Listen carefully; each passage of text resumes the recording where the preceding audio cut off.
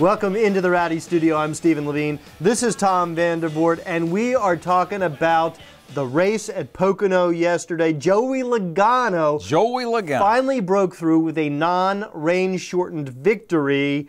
Does this change his contract negotiation or his outlook for 2013? Think about what's happened. Think about the symbolism here with this win.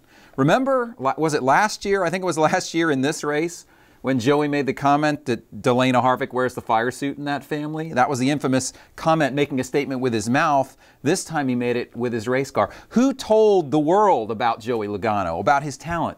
Mark Martin. Who did Joey Logano bump out of the way in a way that kind of ticked the guy off to get the win? Mark Martin. What happened in the last couple of weeks to a guy that maybe some people thought Joe Gibbs might hire to replace Joey Logano, Kurt Busch? He has an implosion. And now Joey Logano goes out and wins the race, his third top 10 in the last 4 weeks. I'm not saying that all is solved for Joey Logano, but have things changed in the last couple of weeks for Joey Logano? Absolutely, and this was a big symbol of that. I'm not as sold as you are. I think what we need to see out of Joey Logano more than a lone victory is some consistency. Now, you mentioned the 3 top 10s. Yep. Maybe we're starting to see that consistency, but I think we need to see it over the summer in order for him to really shore up a contract renewal for 2013. And you know, as well as I do, who really holds the key to this, and it's not Joe or J.D. Gibbs, it's Home Depot. And does Home Depot think Joey Logano can finally compete with the 48 car? And I'm sure they're sick of seeing lows in victory lane. Well, certainly that's true. But let's say a couple other things. Number one, this is Joey Logano's first year with Jason Ratcliffe, right? So we know there's going to be a learning curve there. Are we seeing the tail end of that curve? Perhaps. We don't know. The other issue is, what are the options? What are the other options for Home Depot in that car? And do those other options look more appealing than Joey does? Now Joey's in the mix for the chase. Joey's got to win. He's in the mix for the wild card. Will he continue to make a run up? There's a lot yet to be determined. I'm not saying he's in next year, by no means. But I do think a lot has changed. Right. And one of the things you mentioned is the thing I want to talk about next, which is the chase outlook, specifically the wild card outlook, because a lot happened at Pocono. Yep. First of all, Brad Keselowski, with his 2 wins, made it into the top 10. Now you've got 4 guys out of the top 10 with 1 win each. Now Kyle Busch fell to 12th. Let's put him aside because I expect him to get back into the top 10 in points. I would think so. But in a row now, 14th through 16th, you've got Ryan Newman, Joey Logano, and Kasey Kahne, all with 1 win. Who's right behind them? Marcus Ambrose. It's not impossible to think that he might have a win or two by the time we get to the chase. So all of a sudden, the wild card picture for the chase for the championship has really, really heated up. And if Joey Logano can hold on, I think that is a key to him renewing his contract. I think so, too. If he makes the chase, obviously, that's a big, big step in the right direction. But I think the guy you have to look at here is Kasey Kahne.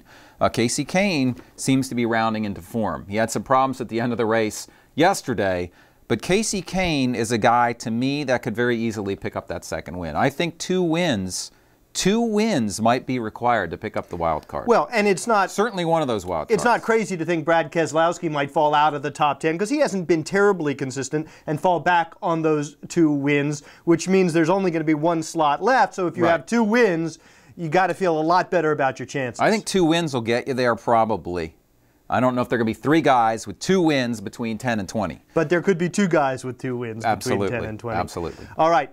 Issue number 3, Steve Letarte played it kind of safe yesterday, and when all the leaders stayed out towards the end of the race, Steve Letarte brought Junior down pit road, topped him off with fuel, and Junior ended up finishing, what, 8th, I think? Yep. And, you know, Junior defended the call, defended his crew chief's decision.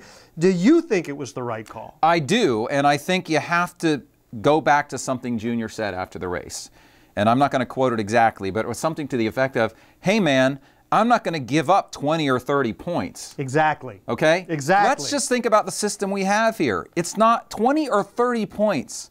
When you're in the position of Dale Jr., he's now 2nd in the points. He's trying to lock in on the chase. That is the main objective for this team. Would you risk 20 or 30 points and put yourself back in maybe a precarious situation to have a shot at the win? The answer in this system is no. Right. No. I know. And that is, I'm sorry to say, the right answer.